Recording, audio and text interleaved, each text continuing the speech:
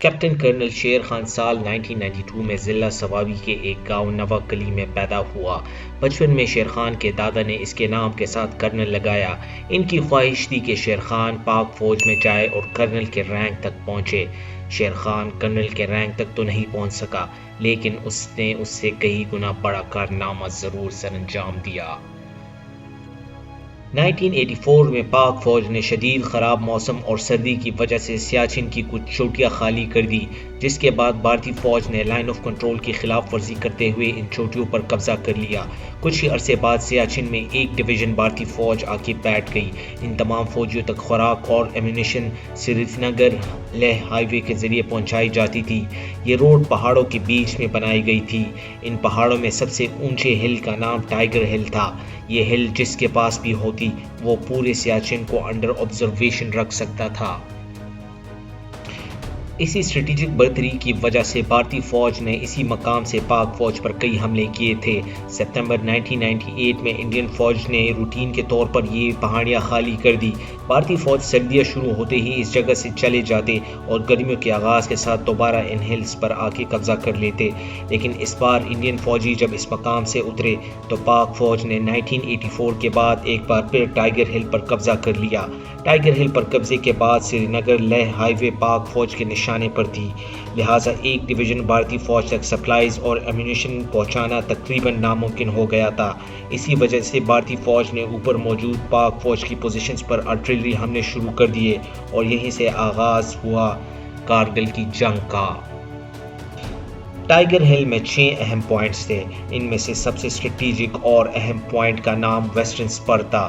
Colonel Sher Khan اور اس کے 21 سپاہیوں کے ذمے اسی ویسٹرن سپر کو ڈیفینڈ کرنا تھا۔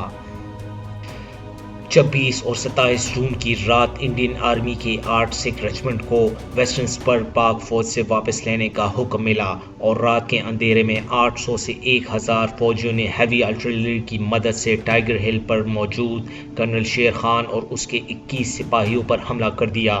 یہ لڑائی کافی گھنٹوں تک جاری رہی، لیکن یہ پوسٹ پاک فوج کے کنٹرول میں رہی۔ اس حملے میں کرنل شیر خان کا ایک جوان شہید بھی ہوا اور باقی سپاہیوں کے پاس موجود اسلحہ اور خوراک ختم ہونے کے قریب تھا۔ اپنی پوسٹ پر موجود فوجیوں کو دیکھتے ہوئے شیر خان نے بھارتی فوج پر کاؤنٹر اٹیک کرنے کا پلان بنایا۔ اس نے اپنے جوانوں سے کہا کہ انڈین فوج نے رات کے اندھیرے میں آرٹلری اور ایئر سپورٹ کی مدد سے ان کی پوسٹ پر حملہ کیا، جبکہ وہ اس کا جواب دن میں ہی دیں گے۔ 8 ریجمنٹ کے بھارتی سپاہی اس علاقے کی ٹرین سے بالکل ہی ناواقف تھے، جبکہ کرنل شیر خان اور اس کے سپاہی کافی حد تک اس مقام سے واقف ہو چکے تھے۔ اس نے اپنے سپاہیوں کو ایسی پوزیشنز پر بٹھایا جس سے دشمن کو لگا کہ ان کی تعداد شاید 20 سے کہیں زیادہ ہے۔ اگلی صبح کرنل شیر خان نے اپنے جوانوں کی مدد سے بھارتی فوج پر جوابی حملہ کر دیا۔ اس نے اپنے سپاہیوں کو حکم دیا کہ وہ فائر کے بعد اپنی پوزیشنز بدلے اور نئی پوزیشن سے دوبارہ 8 سکھ ریجمنٹ پر حملہ کرے۔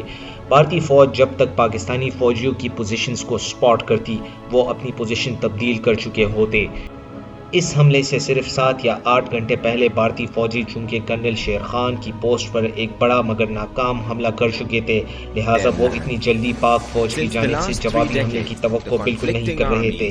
اس حملے میں ایلیمنٹ آف سرپرائز اور اسٹریٹجک انداز کی وجہ سے کرنل شیر خان کا یہ حملہ کامیاب ہو گیا اور بھارتی فوجی اپنی پوزیشنز چھوڑ کے بھاگنے لگ گئے۔ یہ فوجی ٹائیگر ہل کے نیچے بنائے گئے اپنے بیس کیمپ پہنچنا چاہتے تھے۔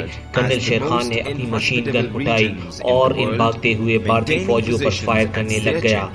انہوں نے بیس کیمپ پہنچتے ہوئے اپنے کمانڈنگ آفیسر کو بتایا کہ پاک فوج کا ایک سپاہی ان کے پیچھے آ رہا ہے۔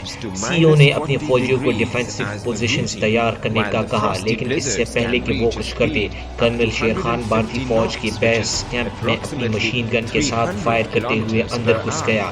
سی او نے اسے دیکھتے ہوئے کہا کہ وہ اکیلا ہے اور اس کے لیے اچھا ہوگا کہ وہ ہتھیار ڈال دے، لیکن کرنل شیر خان نے یہ سنتے ہی اپنی مشین گن کا رخ سی او کی طرف کر دیا اور اس پر فائر شروع کر دی۔ اسی فائرنگ کے دوران اس کی مشین گن میں بلٹس ختم ہو گئی۔ اب کرنل شیر خان درجنوں بھارتی فوجیوں کے بیچ بغیر کسی بلٹس کے موجود تھا۔ اس نے یہ جانتے ہوئے کیمپ میں موجود بھارتی سی او کو اپنی مشین گن کے وار سے مارنے کی کوشش کی، لیکن اس سے پہلے کہ وہ CO تک پہنچتا، کیمپ میں موجود بھارتی سپاہیوں نے اس پر گولیوں کی بارش کر دی اور کرنل شیر خان وہی گولیاں لگنے سے شہید ہو گیا۔ شیر خان کو شہید کرنے کے بعد وہاں موجود بھارتی فوجیوں نے اس کی لاش کی اپنی جوتوں سے بے حرمتی کی کوشش بھی کی، لیکن یہاں بھارتی کمانڈنگ آفیسر کے پروفیشنل کنڈکٹ کی داد دینا ضروری ہے۔ اس نے اپنے فوجیوں کو آرڈر دیا کہ کوئی بھی شیر خان کی لاش کی بے حرمتی نہیں کرے گا۔